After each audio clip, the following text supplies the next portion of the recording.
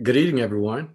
We are ready to get started. I know that we are streaming live on YouTube. Not sure if we're recording it for Zoom, but we do have a quorum, and it's 6:01. So I think it's a good time to get started. We still have members coming in.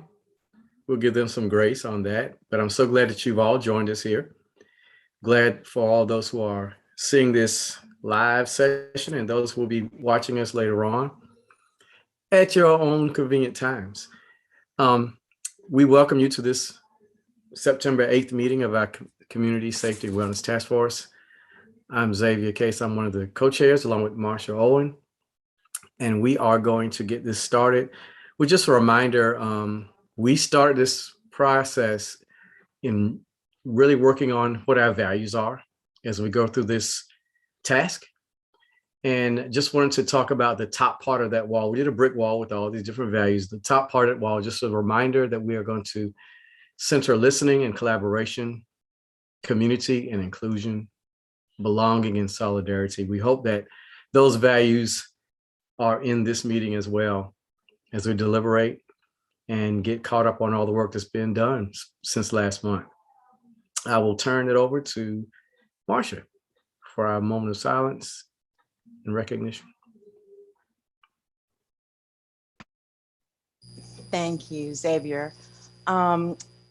This is a very sad, but also because there was a great light, and that was the life of our sister, Ms. Dolores Eaton. And we would like to take a moment to acknowledge the gifts that she has given this community. And I would like to turn it over to Muffin, who would like to say a few words about our sister, Eaton. Thank you, Marcia. What I want to say about Mama D, Miss Eaton, for some folks, she was a very powerful woman, and she was living history. And I hate that COVID robbed us of some time that we could have spent with her and gotten more knowledge and more education, because she knew a lot. And when she spoke, she can definitely silence a room, because she demanded that respect. And yeah, I had some things planned, and we didn't get a chance to see those plans through. So I just hate that we didn't get a chance to spend more time with her and to get that knowledge that we'll never have. My kids will never have, my grandkids will never have the knowledge and the history that she held in her body, and she would share with anyone. All they had to do was ask, and sometimes you didn't even have to ask. She was going to tell you anyway. And so, yeah, Durham lost a great one when she transitioned on. And to her family and friends, I just want to say she was loved by Durham, and she was definitely an elder that I held in high regards in my village, and she will not be forgotten. Amen. That's right. She was a bit of a prophet for me. So let us take a moment to sink our heads into our hearts and give thanks for the life of an extraordinary woman, Ms. Dolores Eaton.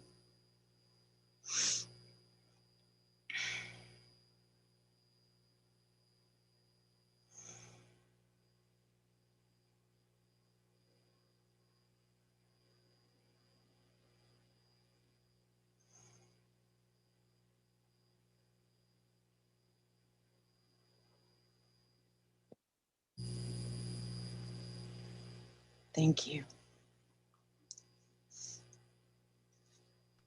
Excuse me, can someone let Jatoia in? She's in the waiting room. Thanks, Muffin. Great.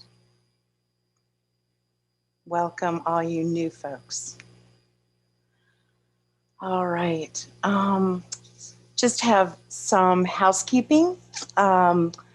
we just would like to announce to everyone and to the Durham community that we have 2 vacancies on the task force. We have city appointed vacancy. Our sister Cynthia Fox was no longer able to stay with us because she is taking care of so many people. She can't take care of us too right now. And we dearly appreciate her service. A beautiful person, and she's with us and will be supporting us in any way she can. And the other, from the Board of Education appointment, we have a vacancy. We want to thank Tonya Williams Leather for her service and her gracious offer to also be a consultant and helper for this mission. So if anybody knows of someone that they just, knows should be with us, and if you're hearing this, please just email community safety at durhamnc.gov. You can find that on the task force website at the city. And we'll take it from there. Just let us know you're interested and we'll walk you through that process. And we really appreciate your interest in service. Now I turn Do you over mind to just Xavier. repeating the email address, Marcia, please, so I can put it in the chat box in case folks are reading the notes? Thank you. Of course, it's one word, community safety at durhamnc.gov.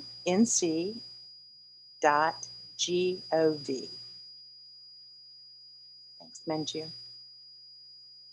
Xavier? And a little more housekeeping. Of course, Marcia and I, as co-chairs, have divided up our attendance with the roundtables. We have 4 roundtables, and she's taking 2, and I'm taking 2, and attending as many of those meetings as we can. But we also have taken on the task of looking at that list of resource panelists that were given to us in the bylaws and trying to meet with the persons that are as high up the chain as we can in those areas. And so Marcia and I did meet along with Dwayne with our Sheriff Brookhead on this week. She and I have our weekly meetings on Tuesday. We'll be comparing notes and compiling a summary that we will get out to everyone. And we will continue on. I believe our next target is superintendent to try to get on his list as well. There may be some overlap in who we are planning to meet with and who you are talking to as task force roundtable members.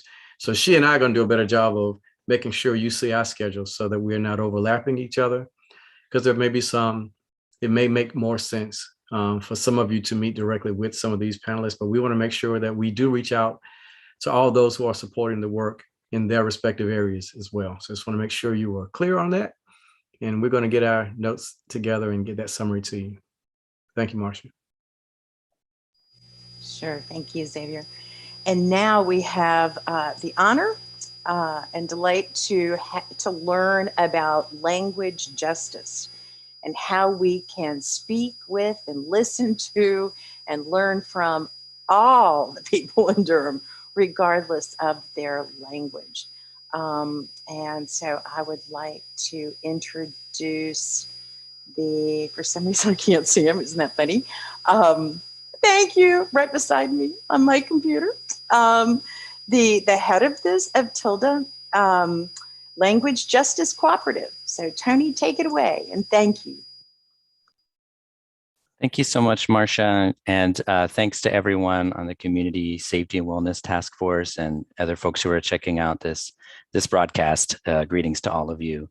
My name is Tony Macias. I'm one of the worker owners of Tilde Language Justice Cooperative, and we've been invited to provide language services and also accompaniment to this process. And so the reason I'm presenting to you all today is to let you know a little bit about what we do and why we do it, and invite y'all into that. And I hope to get to know each and every one of you all much more closely. I know some of you, it's great to see familiar faces, old housemates and old friends, and also new folks that I don't know yet. So I'm looking forward to that. So by the end of this presentation, I'm hoping that you all will know exactly who to email or who to call when you want to do something language justice related. That's the goal of this, right?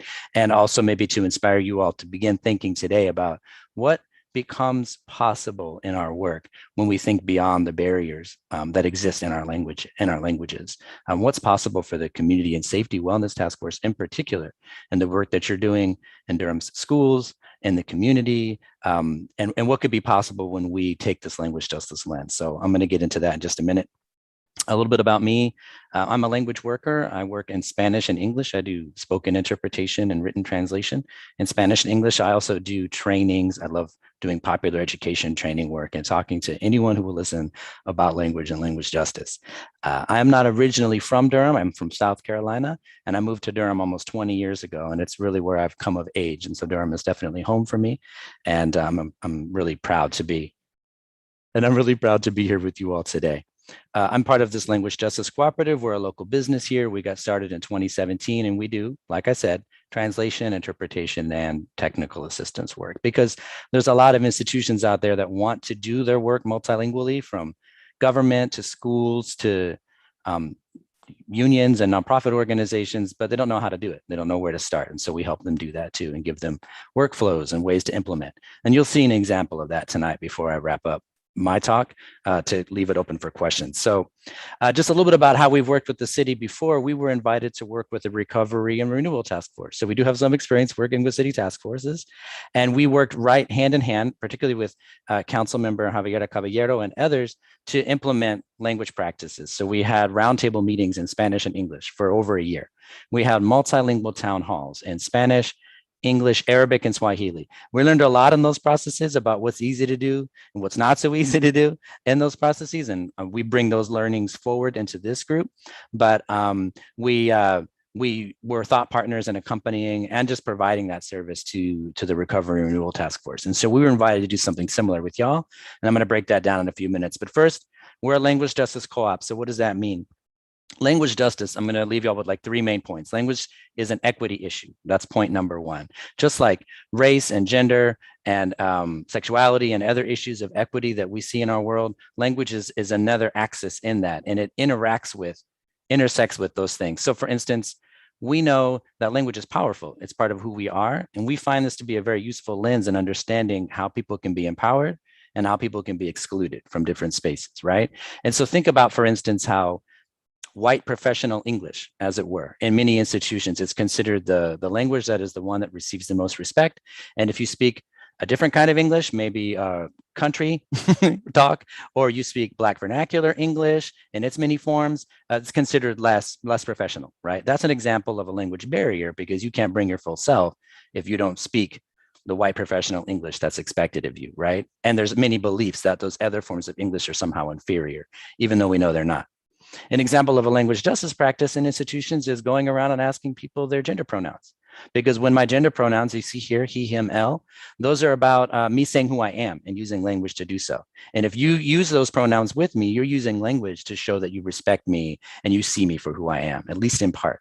So these are examples of how language justice can be practiced or not practiced, but it's built into the DNA of organizations. You have to really dig in and understand, just like how race and class and gender play out, language plays out in unexpected ways. And so it's our job to work with institutions large and small and tease those out. Right. And so those examples also show one of the lessons I want to take home from today. So number 1 is language is an equity issue. Number 2, language justice is not just a Spanish-English thing. Those 2 examples I gave around linguicism within English, right, is an example. And so is gender pronouns, that language justice need not be this, oh yeah, language justice, go get those Spanish speakers in the room. That's our tendency so many times, but that's so limiting.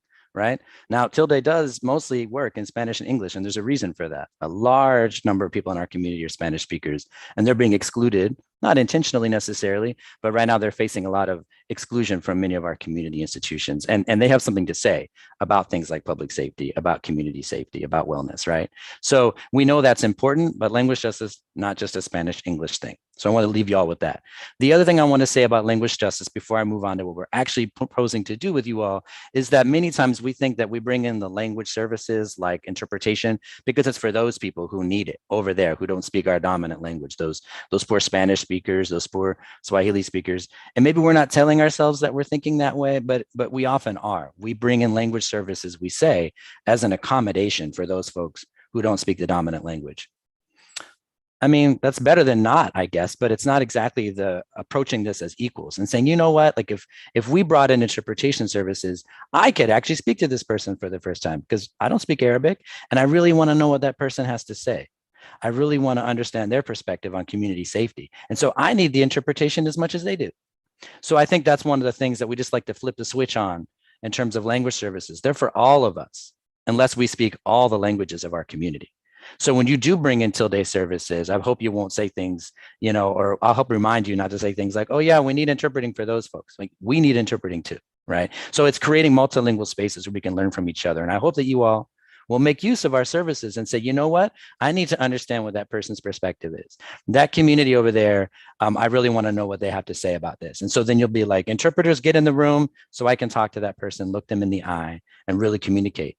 I'm not promising things will be pretty. That's not what language justice promises, but they're going to be honest and they're going to be possible. You'll have communication being possible for the first time if you use interpreters the way that we're meant to be used. So that's just encouragement to really reach across what we see as barriers and break those down through the language work. Okay, so I've said a lot about language justice. Let's jump into the details, if y'all don't mind. I hope you're still with me. We're here to serve you. We've been contracted by the city of Durham to provide services to you all. And those services are in 3 areas. 1, interpretation services, roundtable meetings, these meetings, community forums that you might organize, focus groups, listening sessions I've been hearing about. We can do those in different languages. We've learned maybe not to do all the languages at the same time, and we can get into that at some point if you're wanting to do that. But we can have those forums virtually or in person in a number of different languages, especially Spanish and English. And because we've already started to build that muscle, we could work in Swahili and Arabic, which are languages spoken in the refugee communities here in Durham. They're like the next, like numbers 3 and 4 in terms of most frequent languages spoken in the Durham schools. And as a result, probably also in the Durham community. So we're working in those 4 main languages now: Spanish, English, Swahili, and Arabic. And we can provide interpretation in those services, in those languages for you all. So be thinking about that. Number 2 is written translation. You producing flyers, reports? Are you sending out surveys? The websites, things like that, we can do those written translations with you all as well. Okay, so that's the other thing that we would provide for you. And in order to do that, in order to reach the services, you can send some emails to specific email addresses and specific people that I will share with you after this meeting with the members of the task force. And so each one of you will have access to those contact numbers, or the emails rather, and also a workflow that says, okay, to get something translated, please communicate with this person with this amount of lead time, because we can't just do it from 1 minute to the next, right? And we also want to work with you as thought partners. That's the other piece. I'm on schedule now with you all for up to 3 hours a week. So please use my time.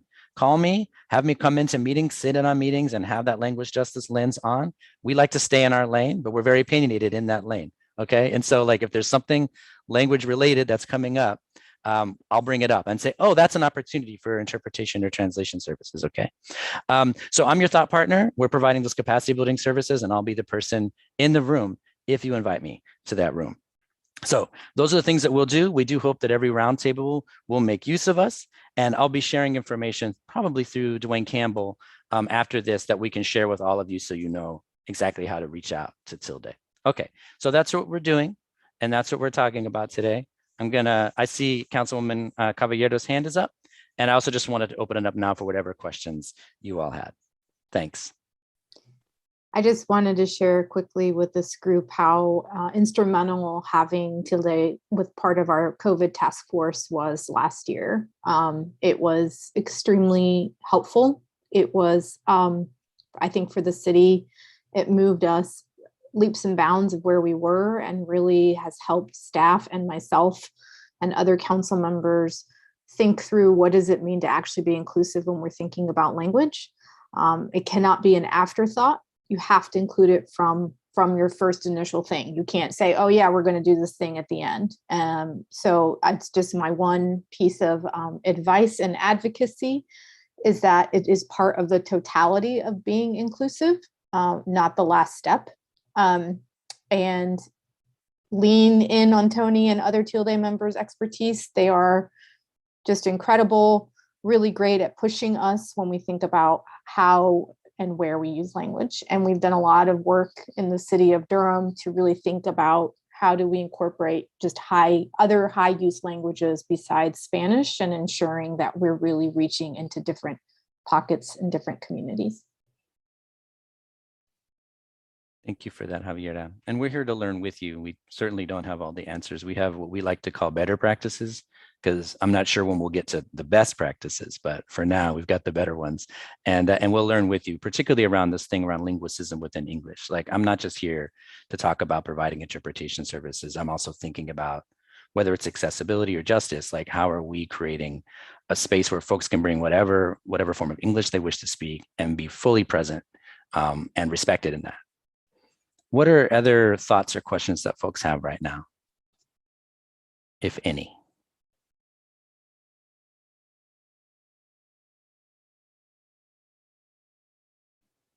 I have a question. So are any, we're safety and wellness. Could you help us maybe find other organizations that are touching the criminal legal system or crisis response, areas that we are focused on that are using your services, and how that we may, just to know who to partner with? And when you all are partnering with these types of groups, you're just looking for people to talk to invite into the different roundtables, perhaps to bring their experiences, their stories, their expertise kind of thing? I'll have to think about that. We work with a couple of 100 different organizations right now across the country, but in terms of criminal legal stuff, I'm thinking of some translation work that we're doing for different organizations that are focusing on everything from abolition, right, prison abolition, over into different ways of looking at criminal justice. So I'd be happy to look through our client list and see if there's folks. I call them clients. They're really our partners, right? We're working with them to make this a better world. So I would be interested in.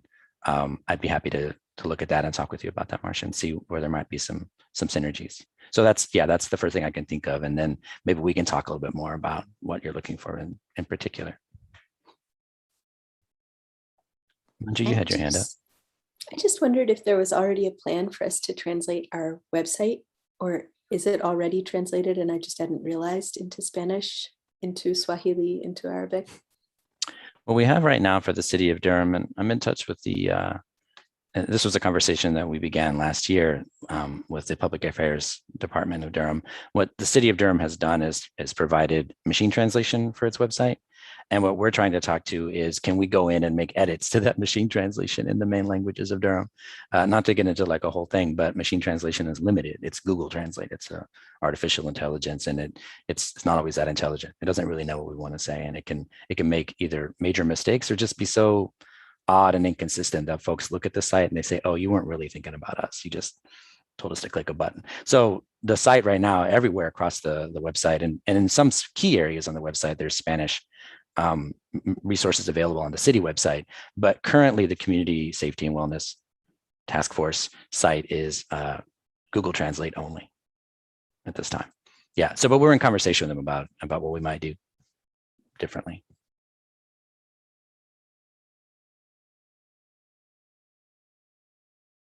Mike had a question in the chat. He's asking, is the new city agency focused on 911 response, working with Tilde in developing its services and staff? This is the new agency that Ryan Smith is helping to manage, correct? Right. Great.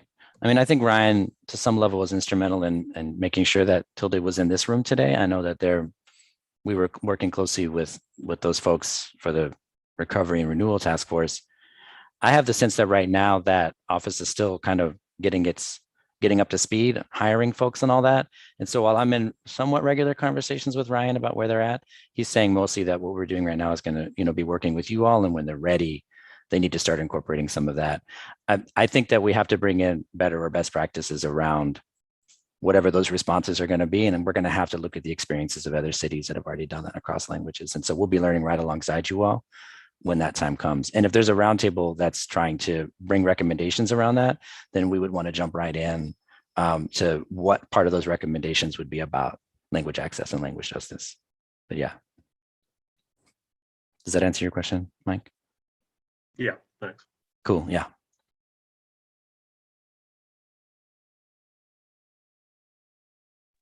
Go ahead, Jesse. Thank you for your leadership in this. I've been thinking about it as we've moved through our process with the SRO roundtable, and I know, particularly thinking about parents and caregivers, we've wanted, at least I wanted to make sure that we're operating as linguistically just as we can, if that's the right phrase, as equitable as we can as it relates to language. So I'm hopeful that you'll be able to participate in some of our roundtable conversations as we start planning. I don't think that that's the next roundtable that we're focusing on just yet, but it's certainly on our radar. So we look forward to it. That's great to hear, Jesse. Yeah. Appreciate that. And just, in some of our interpreting work in the community, in the schools, we've already been witness to plenty of Spanish-speaking parents bringing a wealth of opinions around discipline in the schools. And so I know that it's an important issue in our community, and I've had their words come through me. It means something personal to me as well. And so I would love to be in the room when the time is right. Well, I have a question. Yes. I'm wondering where we are in terms of the non-English speaking residents that we have in Durham. Do we have Burmese? I know that's large in Craven County. Mm. So what does it look like in Durham? And then I know we're talking about words and communication, but what about gestures and other ways that people communicate that may be offensive to others? Do you take that into consideration as well? Thank you so much for your questions, Wanda. I'll start with the one around knowing which language communities are in Durham beyond the ones that I mentioned, these top four. What we have done before to get information around that has been working with the Durham Public Schools ESL department to find out what languages are present. So other languages that they've mentioned so far included at least one form of Chinese. I think it's Mandarin. Memory fails in terms of the other languages that are present, but we can certainly get that information and need to have that at our fingertips. The other thing is I know that our partner groups that we worked with, the refugee organizations like World Relief and Church World Service, and even Durham Technical Community College, which has the Center for the Global Learner and works a lot with refugee communities, was also we were working with all of them to bring their expertise and experience into the room. So I would name those as people that we would want to tap to find out who they're really working with. There's a Burmese speaking church just around the corner from me. And I found out when I walked up and asked, I didn't know. I was thinking of those communities mostly in Orange County and in that area. And we know that they're also present here in different ways. So I appreciate you naming that. And then the thing about gestures, I would say that I have more to learn than anything around that. I would love to hear more from you either now or offline at some point about what your experiences have been around that. Certainly the way that we communicate in the many forms of media that we use, whether it's our hands and our facial expressions, those all come into communication. So if we draw out from language and look even more broadly, we're talking about communicating, and communicating is to connect, hopefully. And so, yeah, I would love to connect with you and talk more about what you know and how we should be keeping that in mind as we do our work. Thank you, Wanda.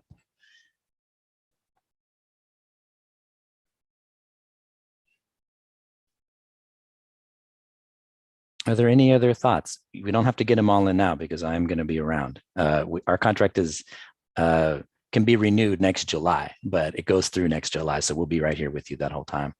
And there is funding. It's not endless, but it's funding to do a fair amount of significant work, I'd say. So looking forward to working with you. Manju, you've got your hand up. Yeah, I think you said you were going to send us something about this, but if we have a public event coming up soon, and I wondered what kind of lead time y'all need to know that we'd like to partner with today. For sure. So my colleague Susan isn't on the call right now. I don't want to speak for her, but she manages the interpreting side. I'm going to manage the technical assistance and translation side. So I wouldn't speak for her, but I would say ideally 2 weeks is a nice minimum to know. The soonest you know, the better, especially if we have to work with a lot of moving parts. I would say including, do you know who's going to be in the room and how do you make sure they're there, virtually or in person? we can bring the interpretation, but one of the last things that we want to see is showing up, putting in the effort with you all to make sure that we have a space that's truly multilingual, and then we don't have the turnout that we want. So it's really starting soon enough to make sure that we're strategic about that turnout and designing that meeting around the needs and interests and ways of being of those other language communities. So yeah, 2 weeks minimum, I would say. Longer than that is great, especially if you want to work with us on design. Alec, you've got your hand up. Hey, Tony. Hi, good to see you. You too. Thanks for your work as always. I'm curious if and when we move into a world where there's options between Zoom and or in person, if y'all have any preferences.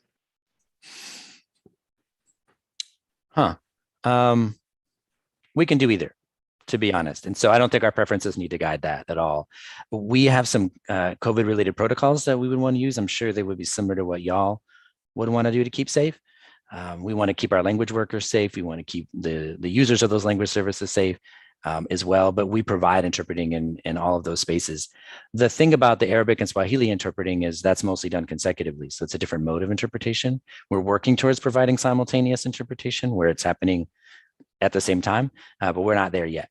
Not exactly. I could say more about that if we start getting into the planning at some point, but I would say that those also work equally well in both spaces, but I would say that time feels so bizarrely compressed in Zoom that it might be harder to have what felt like a great process in other languages other than Spanish and English on Zoom. But to be honest, there's real joy to consecutive interpreting too, where you get to hear the other person's voice the whole time and not just through the filter of an interpreter. So I would say, long answer, no preference, whatever's needed. And obviously the sooner we can get back to being in person with each other safely, the better. Yeah. Okay, awesome. Thank you. Thank you.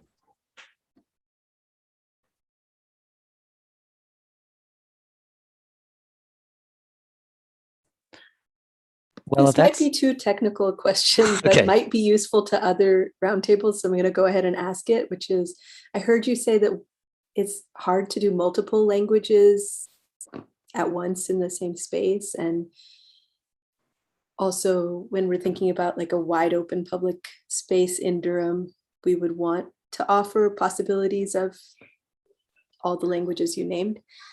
Like, how would you do that? Would you have a form that could be available in all the languages and let people select the languages they would be asking for interpretation? And then we would need to make a choice with you all about which ones to prioritize, or it's such a tough question. I think just taking the biggest perspective on it, because the desire and the goal of language justice and the vision is to be able to provide all languages. You bring all your languages, you show up. Logistically, that can be challenging. And so we like to say humbly, we can do this now, we'll work towards that. And then we have to work towards that, right? We can't just say that's going to be some, future far off goal. I would say one thing that we learned through the online world that we were experiencing over the last year and a half, and certainly Councilmember Caballero and Amber Wade also from the city could speak much more to this experience along with me. When you're trying to get many languages in one room on a Zoom and broadcast that, there's some things that we learned to do well. Like there are multiple, through a system called Granicus that the city has invested in, we can transmit meetings on how many different, 3 different channels at once. And those channels could be different language channels, or they could just be 3 different city meetings happening at the same time. We've tested it with multiple languages and it works. That said, are we getting the people in the room? We have no way of knowing with the Zoom, because you can't necessarily count participants who are watching a live stream, not with the current systems we have. And so we weren't certain about the effectiveness of that. And it took a lot of lining things up and a lot of practice to get it just right. And I would say the last technical thing about this is it's really not easy to mix those 2 modes of interpretation that I was talking about. If you're trying to have a meeting in Swahili, Spanish, and English, and the Swahili interpreter wants to take turns, and the Spanish and English interpreters are just going then it's sort of like you get a little bit of whiplash going back and forth. It's easier to have one mode, all consecutive or all simultaneous. But every language you add to consecutive, you multiply what you're saying, you multiply what you're saying, you multiply what you're saying, because you got to say it 3 times, right? So that's what it's like. And so that's beautiful when you hear 3 languages in the space, and it can be really, really great. But the more languages you add, the longer that takes, thus the advent of simultaneous interpretation in the 20th century.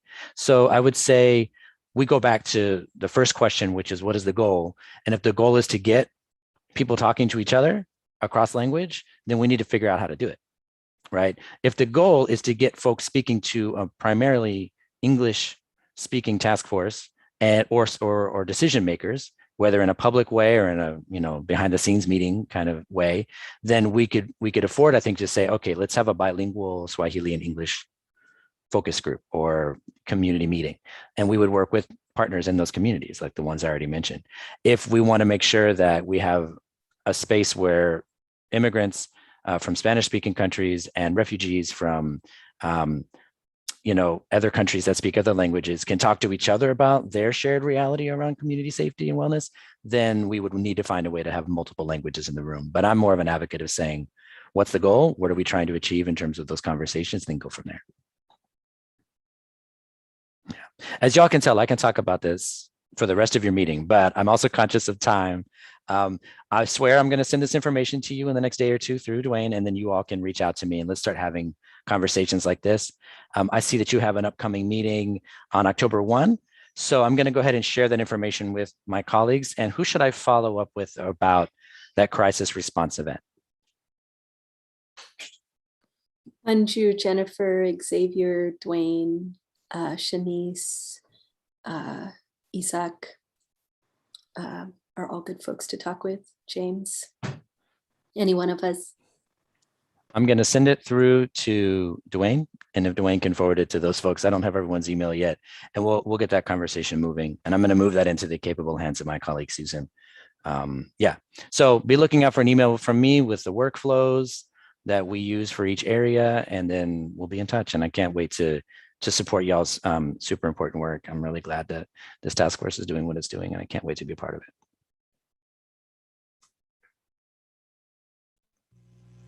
Thank you so much. That was really, it opens, doors. It really does. I start thinking of so many places now that to ask the question, is there language equity? Are we doing what we're supposed to be doing? So thank you.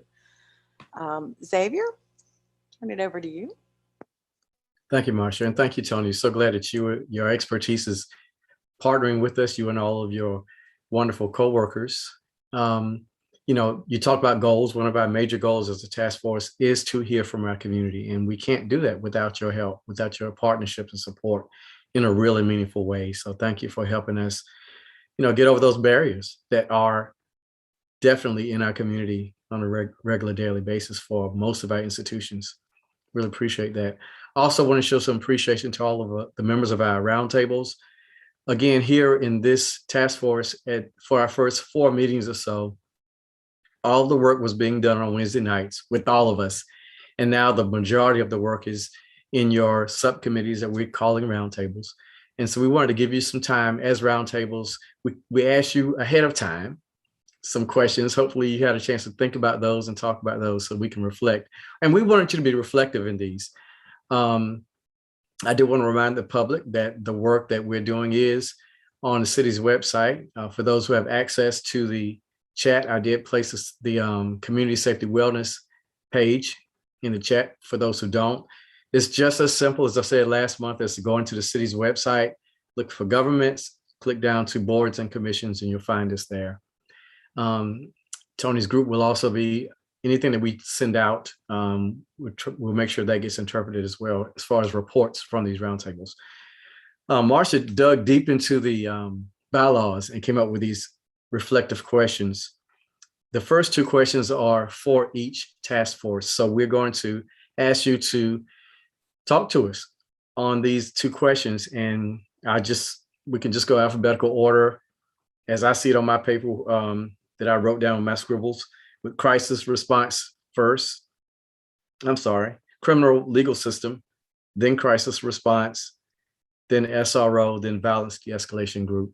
And so the questions we're asking you to reflect on: one, what has been the greatest success so far in conducting your review of existing resources?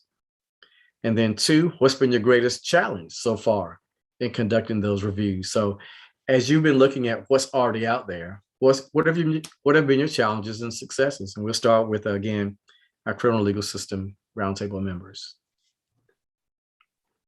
I think that's me, because at our meeting today, everybody else said not it. So greatest success has been the breadth of perspective we've been able to bring to it, from having justice involved individuals from the get-go with Muffin and Jatoia help us walk through the early part of the system, and with Marion Bailey joining us to bring in the perspective of crime victims, and the fact that, you know, these, as Muffin I think well put it, the two ends of the spectrum, we've been able to talk well with each other, and also very importantly bringing in a seasoned professional perspective of three different veteran local defense attorneys who are helping us through that process.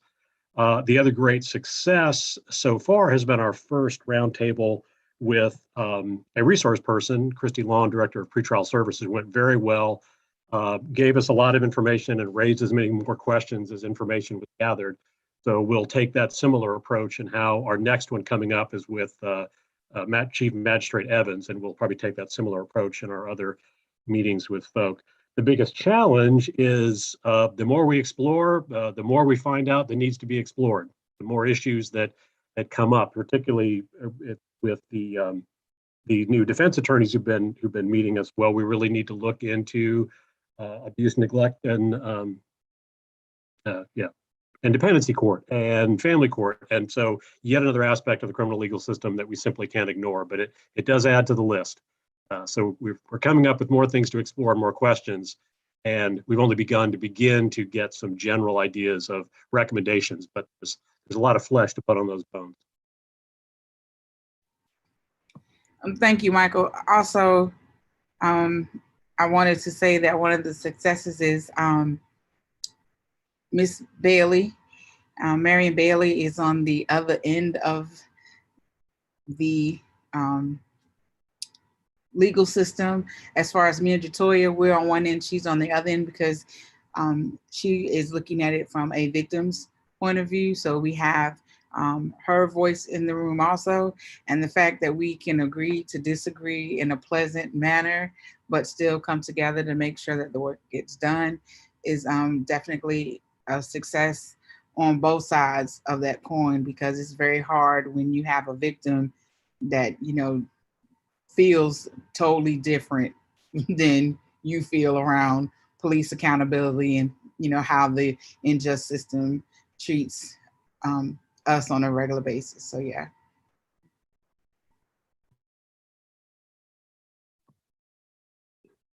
Any other reflections from your group?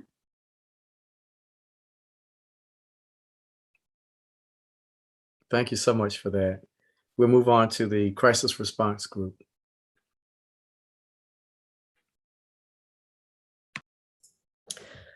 I can take it, and then Manju, do you want to talk about the event afterwards? Okay, fabulous. So I'm not reading off of a document, so bear with me. So hi, I'm Jennifer Carroll. I'm on the Crisis Response Task Force, and so we have really two significant successes, which are both relational or relationship based. We have spent a lot of time on Zoom with one another, and have really been doing the work of getting to know one another, getting to coordinate our goals and even just how we run meetings with one another. So that's been a really, really necessary foundation. So the roundtable is proactively for relationships with the Department of Community Safety. And so we now feel like we have shared expectations for the forms that our collaborations will take, and the divisions of labor that will be necessary for that collaboration in the coming years.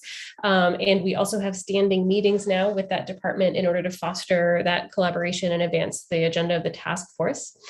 Second, the roundtable has taken the time to coordinate our goals and our priorities for the tasks of reviewing resources, including not only the motivating questions and needs that will give shape to that review, but also a thorough mapping of the current knowledge base represented by the members. So the personal, professional, experiential, local knowledge that each of us bring to the round table. We're doing an inventory of the gaps in that knowledge and planning to fill those gaps through research. So it's been a lot of relational work. And I think we're in really, really good shape with everyone right now. The biggest challenge we've had so far is just that amount of groundwork that has been necessary to before we can move forward with concrete action items. And this includes everything from getting to know one another to getting to know staff of the community safety department, gaining understanding of how the task force and the department operate and share responsibilities. That was the topic of several meetings that we had. There was never a miscommunication. It was always just constructing that understanding together. So understanding how the task force and the department will operate and share responsibilities, all the way down to a ton of logistical concerns that come with meeting regularly and staying on the right side of our obligations vis-a-vis open meeting rules. So that work was necessary, as we couldn't properly take on our larger tasks without having that clear understanding of roles and mutual trust and shared goals. So we have actually done quite a lot of work. And this ends with saying, even though our deliverables are few, but we have a deliverable at this point. So at the round table feels well oiled and ready to start moving. And we ended 2 sessions ago starting to plan a town hall.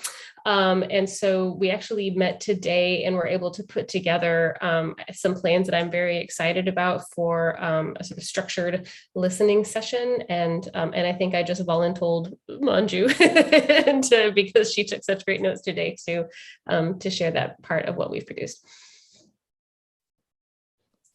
Yes. We're calling it Crisis Response in the Bull City, a public town hall hosted by the Department of Community Safety and the Community Safety and Wellness Task Force. If you've got a better name, feel free to hit us up with it.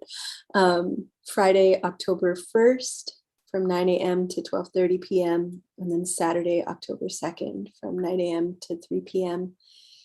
And our hope would be that while our roundtable, our crisis response roundtable is taking leadership on moving this forward, that as many of you as are interested in helping out with this, and community members who are listening in,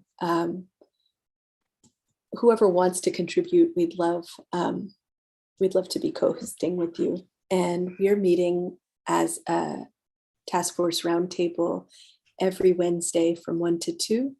And it's a public space, and we'd love to see you. We have a rough agenda for this gathering and could share it here or could save that for, yes, I'm seeing a nod from Marcia. Is that true? Do we have time for that? May I walk through the agenda? Okay, I'll make it as snappy as possible. We're thinking Friday, October 1st. This is a work day for a lot of folks, but we're hoping that folks could either make themselves available or watch the recording. We'll be sure that the recording is available on the city YouTube.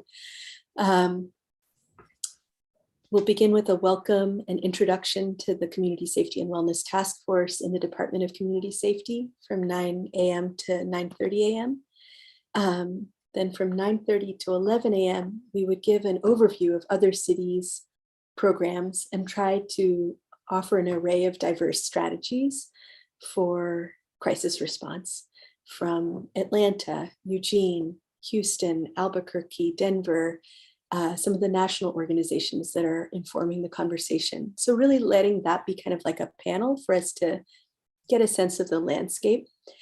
And then from 11 to 11:15, a break. And then from 11:15 to 12:30, some storytelling about what are we doing in Durham's neighborhoods already with how are we keeping each other safer? How are we already ending violence and strengthening the community fabric?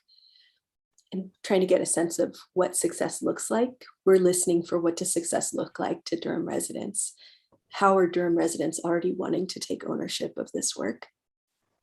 And I can paste the schedule into the chat if you're not an auditory person. I'm not.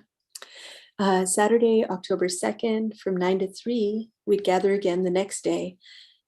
9 a.m. to 9:30 would be a welcome and introduction. We'd go over some of the same kind of basic framing stuff and also get to know who's in the room. And then 9:30 to 10:30, we'd listen to understand people's current experiences interacting with municipal first responders in the city and county.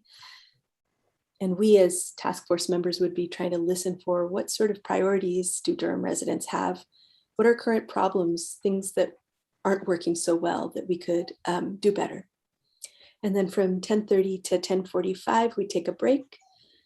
From 10:45 to 11:45, we would listen for what are people's current experiences, making a different choice about addressing a moment of crisis besides reaching out to the available municipal first responders.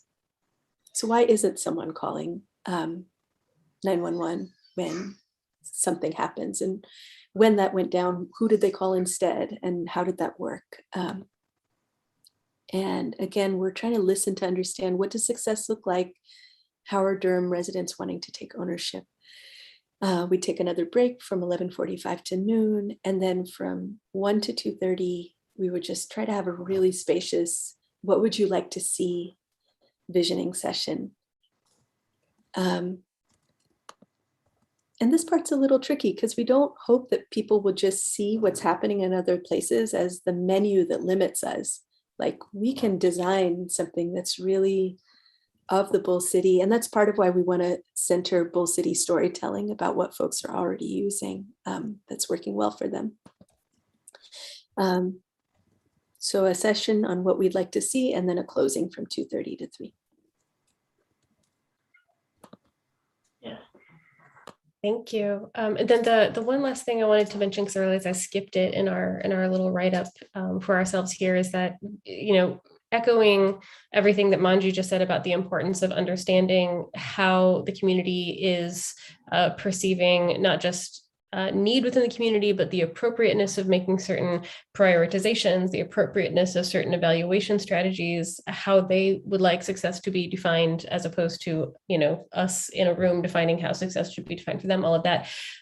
We have been keeping in mind, and I think are constantly cognizant of the fact that the evidence base for so many of the novel interventions for police alternatives that either exist in our head or in the real world or are being piloted places, that evidence base is small to non-existent due to the fact that the interventions are truly novel. And so the evidence base is currently being built in communities across the United States. So if keeping this in mind in terms of our obligations to, first of all, contribute to that evidence base as we scale up. And I know this has been something that we as a roundtable, folks from the department, folks from RTI have affirmed again and again of we need to be tracking what we're doing and improving general understanding as we do. But also that, community input was already a top priority, but it is I think taking up a even larger proportion of our prioritization in the absence of an evidence base, because really the people that we're hoping to serve with these programs are the only ones who can tell us whether or not it's working, right? So again, in the absence of a proven model out there that we can be how well did we implement it, or how much fidelity do we have to the plan, we're really just relying on other people to tell us if this is working for them, and if so, why, and if not, why not? So I think, being aware of where our feedback is even available at the moment is important, and it's from our neighbors. Jesse caught that we mislabeled the lunchtime situation. So 12 to 1 would be lunchtime, and that 11:45 to noon break doesn't make sense. See, this is why we need you on the team, Jesse. Folks should definitely join us as we home in on more detail on this agenda. And because this is our task force's kind of first big wide public event, we'd really like all the roundtables to feel some ownership of it. If it feels like it would be valuable for each of our roundtables to do a little show and tell about where we are. I think a lot of folks in the public are curious about kind of what's the plan here and where are we in the process. And we'd love for them to be able to ask us questions directly and build a relationship. Thank you so much. I'm glad you mentioned the word curious. I mean, I was just thinking as you were reporting out and reflecting that we've got to approach this with curiosity. The public is curious about what are we doing? And our job is to find out what else is going on that's not in the public eye, that's really working for people, so that we can get those things considered. So thank you for bringing curiosity into this as well.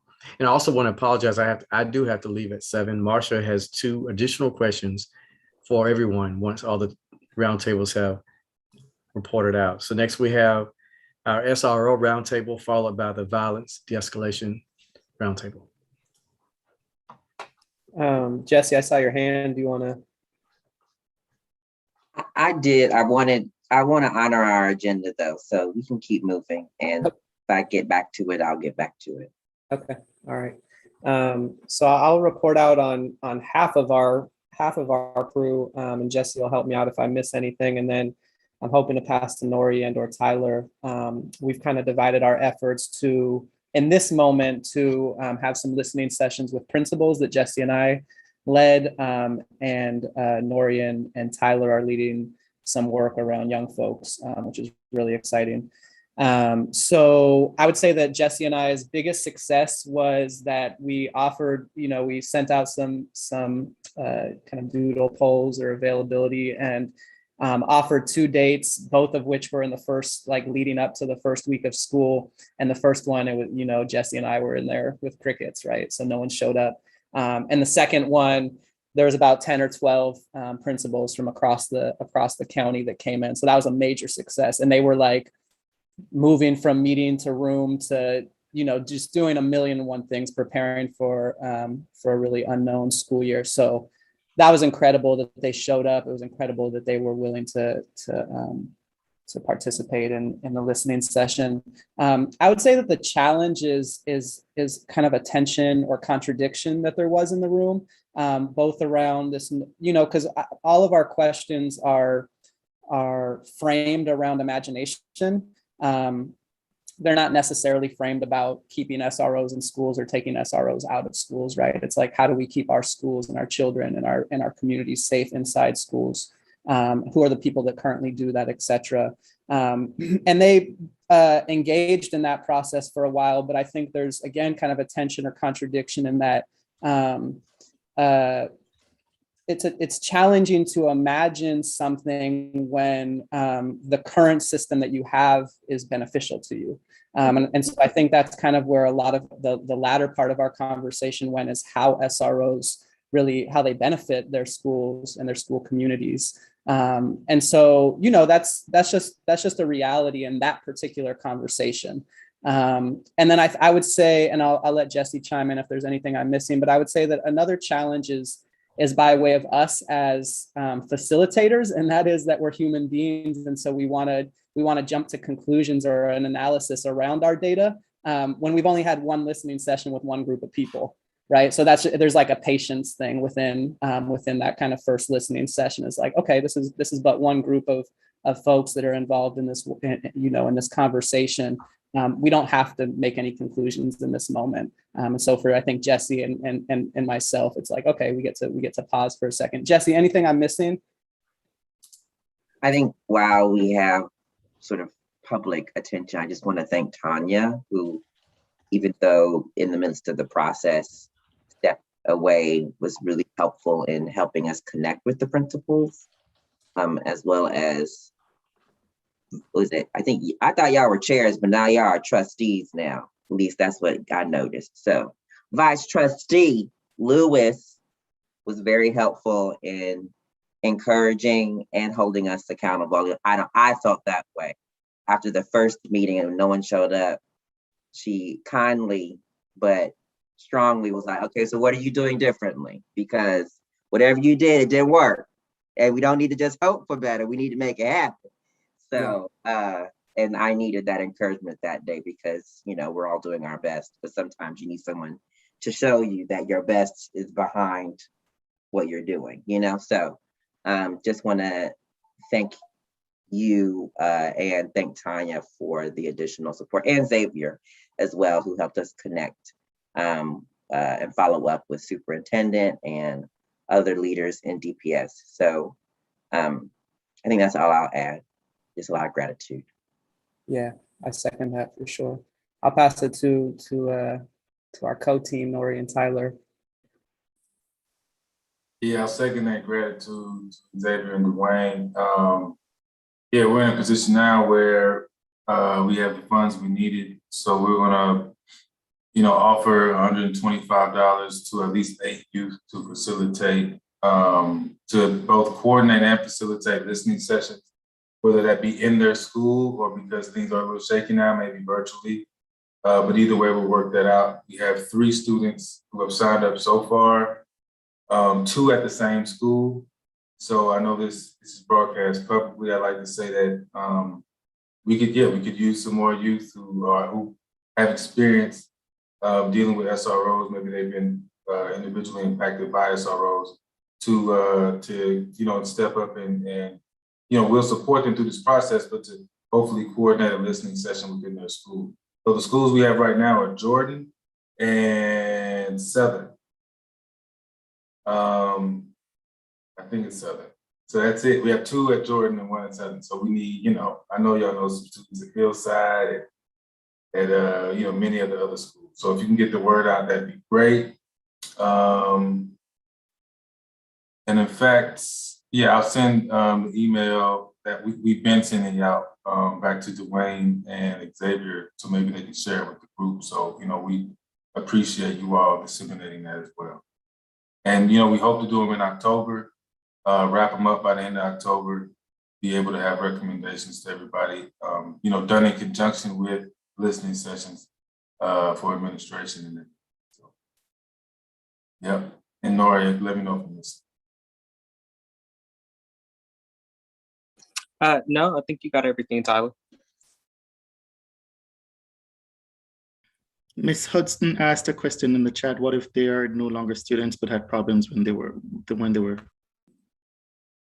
We're to make it, yeah. So the scientific piece Dwayne had to educate us on. We need to ask the same questions to youth, in a similar context. So that's why we prefer to do listening sessions in a group setting, asking the same 7 questions across the board, so we can then compare those answers. I'm not against speaking with that individual youth, but I think we'd have to consult with Dwayne and Xavier as to the level of influence that maybe has on our overall recommendations. But yes, so when I say they're not students anymore, they've either been expelled or they just dropped out. But they were students when they had an issue with the SRO, and then they dropped out, because I come into contact with a lot of youth through the, and that's my bad. I misunderstood the question. I was thinking like an almost adult or older person who had an issue. Yes, so please send them our way as well. In fact, if we could have a listening session just with youth who have been pushed out because of interactions with SROs, then you have made my day. I'll check and see. All right. Lakeview. And Lakeview, yes, if anyone has contacts, I think Xavier was going to try to help us out.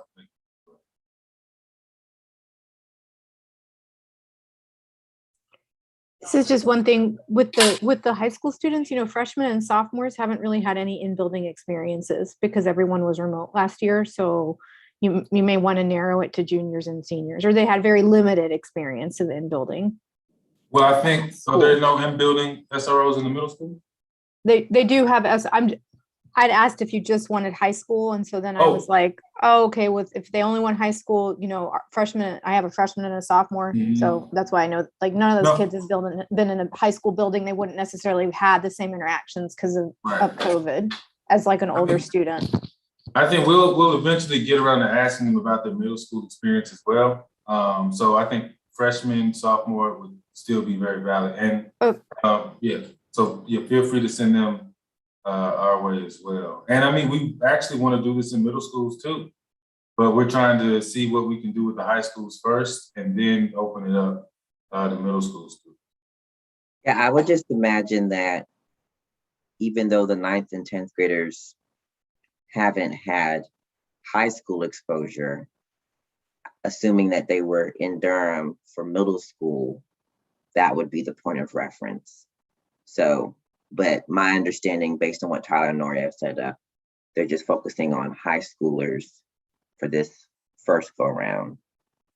So, but I think that's a fair point in terms of the point of reference.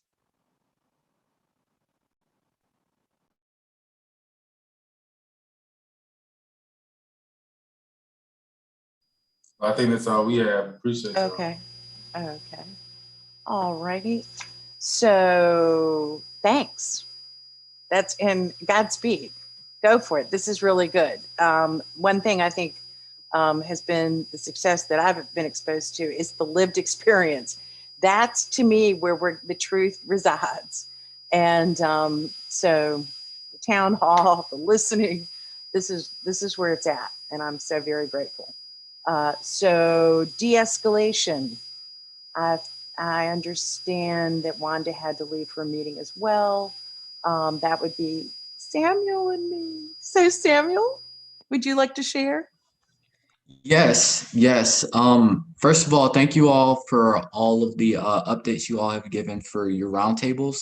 It's very intriguing to hear all of the work you all are doing and to see that we're actually making some progress. It's really good to see like the progress we've made since day one, like from the initial stage of not actually having anything to, getting the trains moving, if you will. But for our roundtable, so far, I think probably our best success is contacting people in spheres that are very valuable throughout the process or progression that people will take through the various systems they go through when they engage with violence. And when I say that, I'm talking about people such as Dr. Boone, who was able to kind of provide us a broader diagnosis of the issue and crisis that violence presents to Durham with her great presentation. If you did not have a chance to see it, it should be available on YouTube, I believe, or it should be sent out somewhere.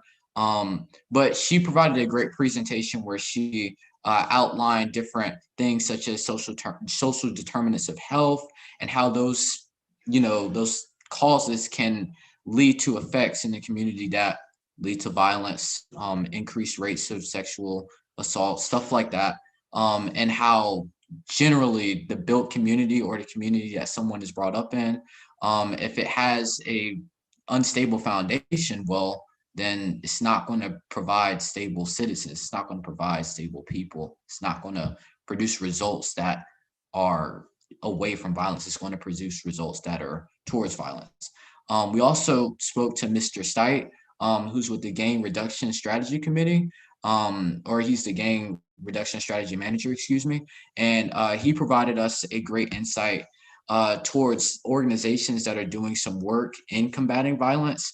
One particular one that we've seen from this group and also from another group that I'll refer to later is a group known as Project Build, which we actually plan on meeting with in the near future, because we have heard that they have had a really good impact on young people and have, in a sense, deterred young people from engaging in violent acts. And this will transition me to the meeting we actually had for our first partner, which was Bull City United. And they are a violence interruption organization. And we kind of got a chance to understand what type of work they do, actively intervening with violent interactions and trying to deter people that are at higher risk of violence. And so moving forward, most of our work is primarily focused on data digestion, if you will. We just got a good amount of data from Dr. Campbell and also Mr. Spears, so thank you all. And right now we're just in the process of trying to figure out what's going on, because like all of you all, we're surgeons in this battle. Like, we're trying to diagnose this issue. We're trying to deliberate on that diagnosis, figure out the best ways to address that issue, and then proceed with the actual action with the budget recommendations. And so in this diagnosis process, what we're really trying to do is just get concrete numbers towards what's going on in Durham, what areas specifically are at higher risk, why they are at higher risk, and how we can address those risk factors that influenced certain areas within Durham to be at higher risk of violence than others. And so that's essentially where we are in our process at the moment. If I missed anything, feel free to put anything there, Marcia, but that's essentially all we've accomplished thus far. But I'm very excited for what the future has in store. Thanks. That was great. Any questions from anybody? For us? Okay. All right. Great. One thing that I think has been brought forth is just looking for community-based organizations that are partnering with these government agencies. So Project Build, is like we look forward to meeting with them. But with BCU, it's interesting we still have lots of questions. And so that will probably be another listening session. So I think that's probably our greatest challenge, is trying to figure out partnerships and where are those organizations and services in Durham that can really touch this outreach with violence interruption. So we're ready to ask the question, and this is really for everyone. It's so exciting to hear what the other roundtables are doing. It's easy to get siloed. And so this is great. And so if y'all would just share, given the reviews of the existing services, because that's one of our charges, has anything been revealed about community safety needs that aren't being addressed? Are we starting to see gaps? And I just open that up to anyone and everyone.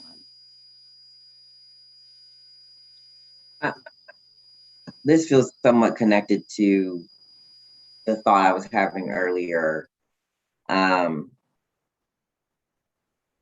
think in part it feels too early to say. I know Alec and I were saying that we've only had one listening session among the SRO roundtable. And I think it's really tempting to want to confirm certain biases, or, like, for lack of a better phrase, jump to certain conclusions. And in addition to remaining curious, I feel like I've seen this more than once and felt this more than once. There is a defensiveness and somewhat of a resistance to protect what is, particularly when that feels like it is meeting a need or helping meet a need. And I think that impacts our collective imagination around what feels possible or what's even happening. So I'm trying to find the sweet negotiation of, like, not keying in on any particular thing, especially when I feel like it proves what I already believed. Yeah, I could say more, but I'll hold my thought and just leave it there. I think that's very insightful, and I think that's important for all of us to hear through this entire process of making sure that we are conscious of our biases.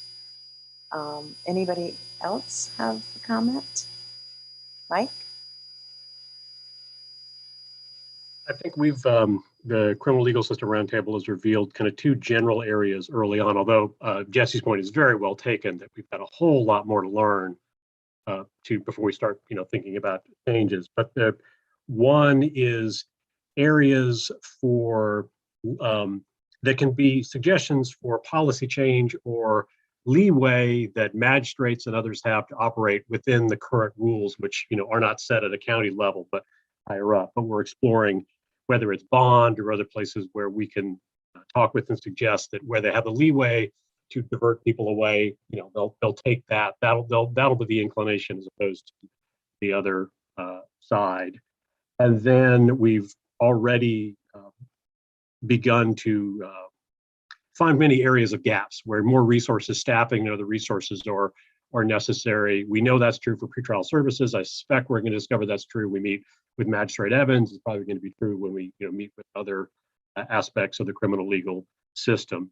Certainly a gap that's been revealed is the need to include crime victims and their families more early on and throughout. As Marcia said, that it's crime against the state, so they're sort of left out from the get-go. But also is important, we've seen very early on from the magistrate appearance on the need to provide good, the other topic we were talking about, plain language legal assistance and advice to the people stuck in the system, and not have to wait till they get a public defender or be able to afford it. And that can be from the magistrate on. Somebody there, volunteer staff, whatever, to help people figure out what the heck's going on. What is that I'm about to do? What am I signing? All that sort of thing. So that needs to be, we know already that that's something that can be there early on and throughout. And that's, we haven't even gotten to first appearance. We haven't even gotten to the other places about the conditions and services in the jail or the reentry process on the back end. Yes, thank you. And I mean, with eviction court looking at us, we've got to address this immediately, and thank you for saying that, Mike. I've sat in many meetings with families who have a loved one killed and speaking lawyerese, legalese, and nobody knows what they're talking about. So that's language justice. So there's many aspects to that. Would anybody else like to share some insights in what they're learning so far? All righty. I have another thing, but it's more internal. I'm really grateful for I can't remember the exact roundtable, but Manju and Jennifer's. Is Jennifer still there? You are, Jennifer. Manju and Jennifer and others that are on your roundtable. I think Isaac, you're on that roundtable, and there's one other, right? It was just you three. Shanise. And Shanise. Shanise, girl, how you been? You there? I hope you're there. I'm here. It's good to hear your voice, boo. Hey. Hey. So yes, I think one of the things that has yet to happen is I know we have our monthly meetings, but it feels as though the event that you all have going for early October, I wish other roundtable members would have been more aware of that happening to help inform I wouldn't have selected that date personally. And that kind of makes me feel like I'm not going to be able to contribute as much. And I'm not saying, I don't know how others might feel.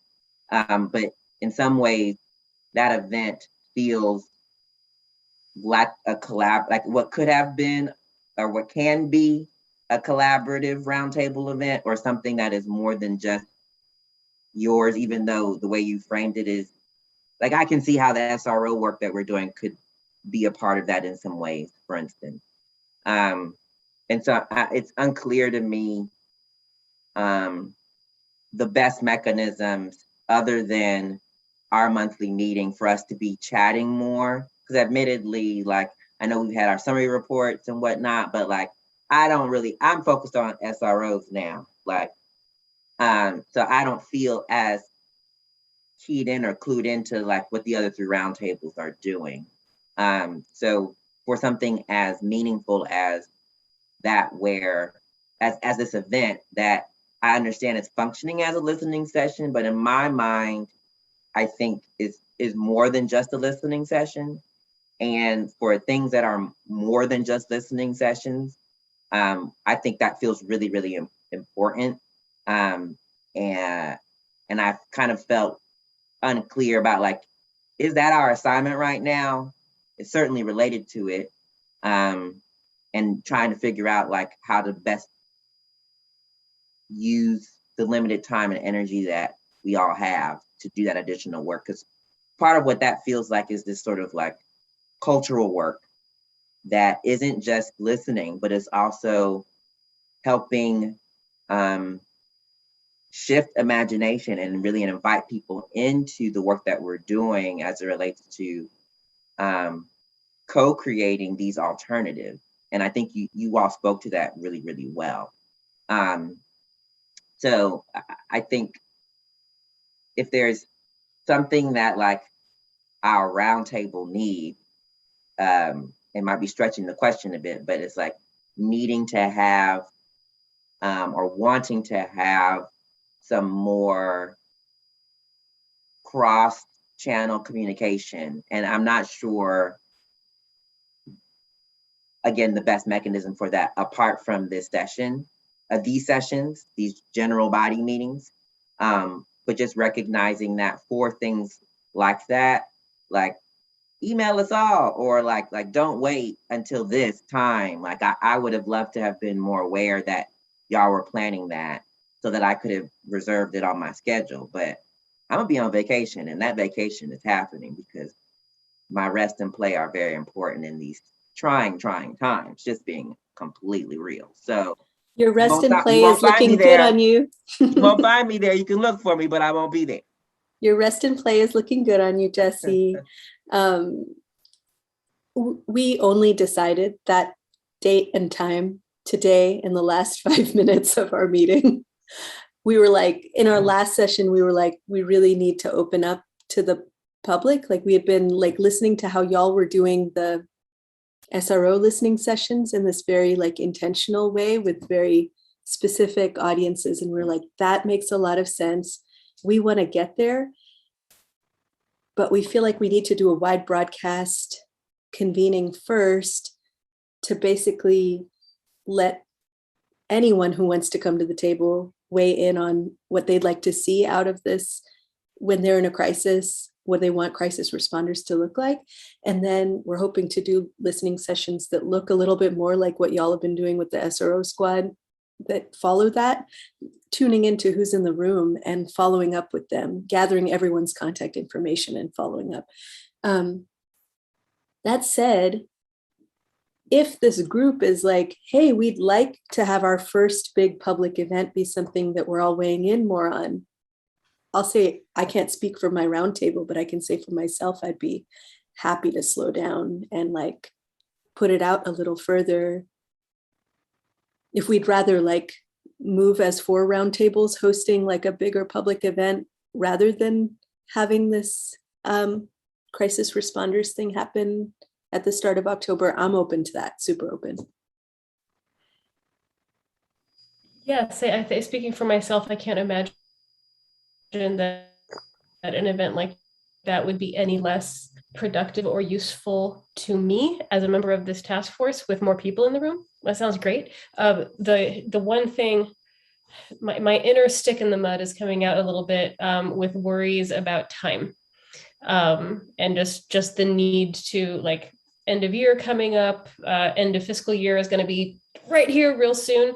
And so I think I just want to ask us to, every time we move something down the calendar, that might be totally appropriate, but like, are we doing it for a reason that's worth moving it down the calendar?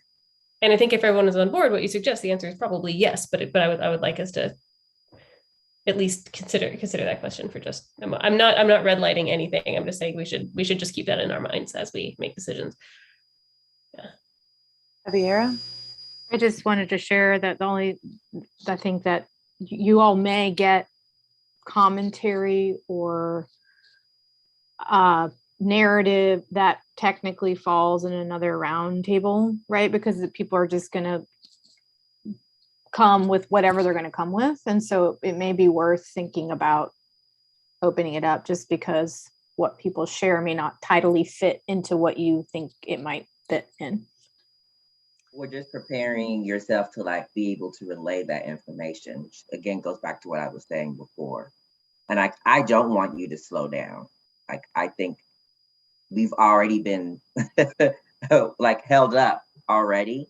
I think I just, again, want to invite, like, and y'all know this, I will text you, I will email you if I have a question, if I want to invite you over, if I want to talk to you. And so, like, I want us all to give ourselves permission to, like, be in touch. Like, we've emailed each other before, copy and paste and communicate. Like, we are all intelligent people. We know how to send emails, we know how to text, and trust that, like, folks will read what you have to say as they're able and respond as they're able.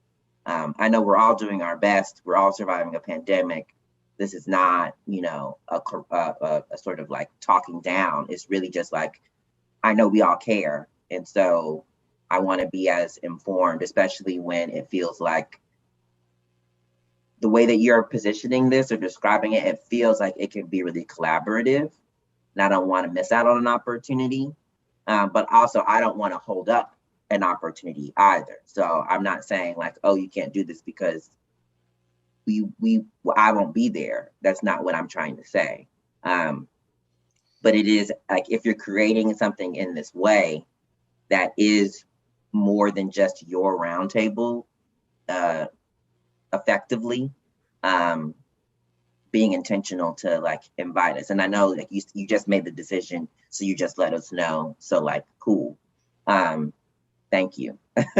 But yeah, I'm just sort of feeling mindful of that and wanting to make sure that we make the most of what you're doing, because it feels like it is wider, which comes with more possibilities, but also more risks, and like how you all sort of conceive of that and mitigate that is for you all to steward among the four of you.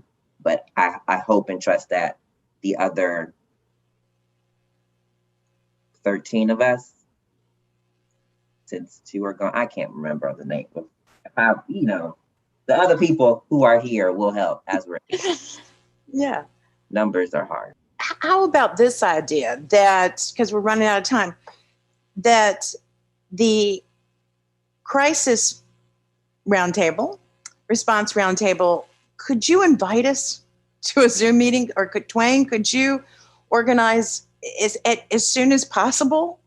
And we could have a collective discussion about this. So anybody who could make that meeting could attend, because no matter what you do, it is going to come forth. It is going to be understood as an event for the task force. And I do think it will be stronger if we're invited and included, and take that opportunity to give people as much information as possible, and to invite as many people into this process as possible.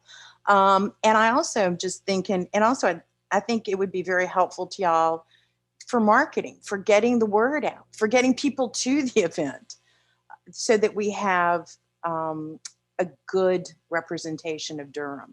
So does that sound like a good way forward? Again, y'all come up with a date, invite everybody who can show up, and let's go forward. We are currently meeting every Wednesday, 1 to 2 p.m., and that Zoom is publicly available on our website. If anyone from our task force shows up at that time, we would just promote them to panelist automatically. You don't need to give us a heads up that you're coming. Do you think that's soon enough, since we're talking about an October 1 event? Every Wednesday, is that soon enough? You're saying, should we meet sooner?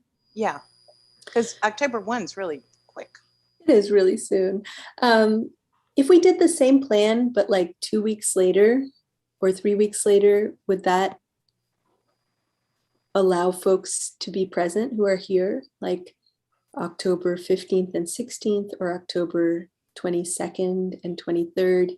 So same kind of Friday morning and Saturday 9 to 3 shape, but just transferred to the 15th or 16th, or the 20th, 22nd to 23rd.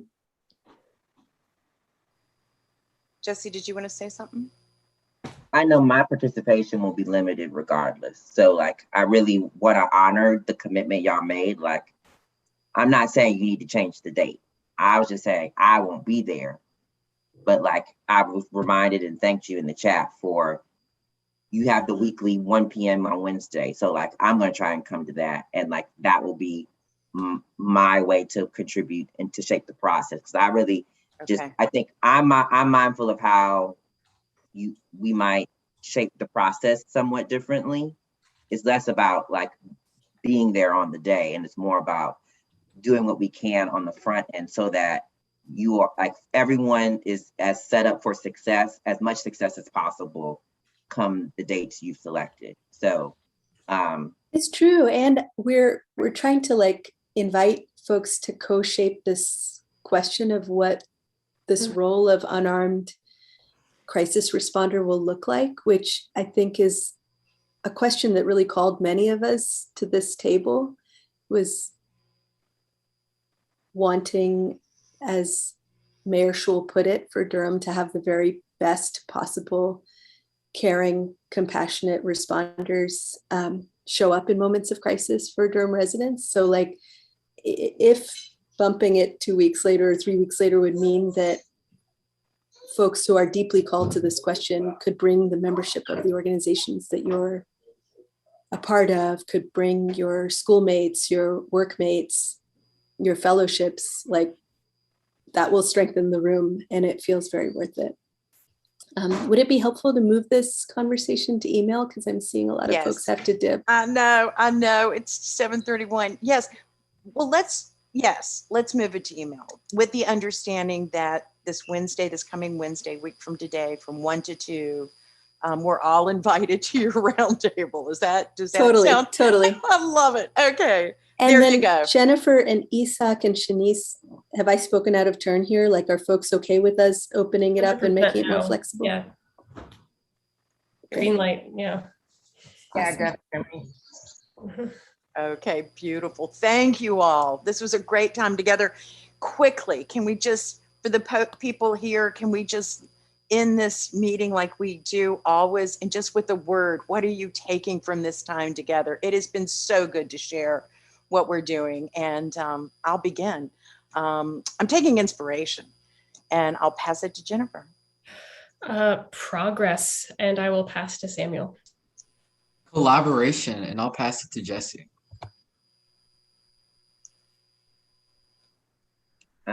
Measured hope. I will pass it to Dwayne.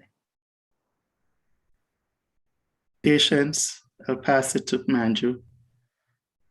Synergy, and I'll pass it to Shanise. Unity, and I will pass it to Mike. Gonna double down on collaboration. Tyler? Same here, collaboration.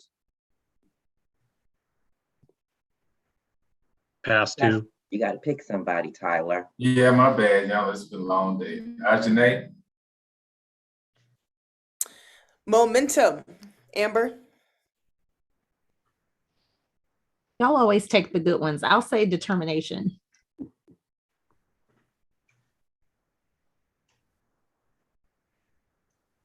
Board Member Lewis, sorry. Hopeful. Pass it to Muffin. Did somebody say Muffin? Yep, she said No. Muffin. I'm gonna say victory, and I'm gonna pass it to Jatoia. I'm gonna say growth, and I don't know who hasn't went. James? What? I'm gonna say trust, and I don't know who's left also. We done. Yeah, I'll say, I say. Anticipation. Beautiful. Everybody, we're done? Okay. Thank you, thank you, thank you. See you Wednesday. Godspeed. Thanks, everyone.